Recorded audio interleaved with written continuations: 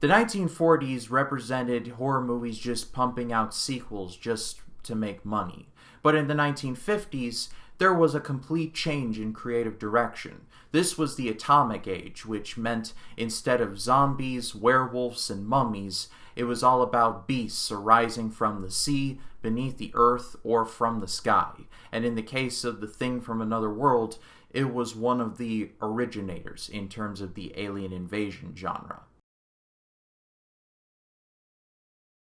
By the end of the 1940s, the Universal monsters had run their course, and as a new decade dawned, horror movies would take on an entirely new face. The 1950s were no longer about vampires, monsters from a laboratory run by a mad scientist, or wolfmen. Instead, it was about scientific disasters, things coming from beneath the surface of the earth or from the sea, or monsters descending from the sky itself. The 1950s were the atomic age, and this represented a whole new breed of radioactive monster movies.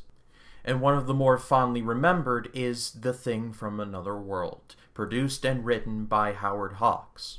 And before I go any further, yes, there is a remake that was directed by John Carpenter, which is by far and away the most famous version of The Thing from Another World. But this is one of the movies that inspired John Carpenter so much that he put it in Halloween. More on that in a little bit. But while we're on the subject, let's talk about The Thing from Another World. It tells the story of a team of scientists working in the Arctic who come across a wrecked flying saucer with a humanoid creature inside. They bring the body back inside their research station, only to discover that the body is secretly alive, and that body begins to raise hell. Despite popular belief, this movie was not directed by Howard Hawks. He would produce and write the screenplay. The directing chair went to Christian Nyby, who was Hawks' go-to editor. And now that I have seen both the remake and the original, in a very rare moment for me, I prefer the remake.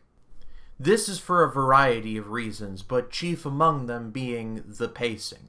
The pacing in the remake always kept you on your toes. You really didn't have any idea what this creature looked like, so it could masquerade as literally any member of the crew. To the point that it's argued even to this day if Kurt Russell's character actually killed the Thing, and whether or not Kurt Russell was actually the Thing all along, or he actually ended up killing the Thing. It's a theory that still persists to this day. But The Thing from Another World features a lot of talking in war rooms. And yeah, it happens quite a lot.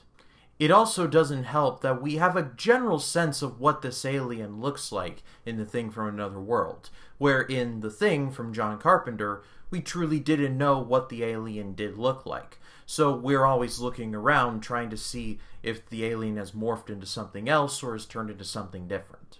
But having said that, there are some people who genuinely enjoy the original over the remake, and that's perfectly fine. On the whole, I would say that The Thing from Another World is definitely well shot, and there's more than a fair share of funny moments. But at the end of the day, I'll take the remake over the original.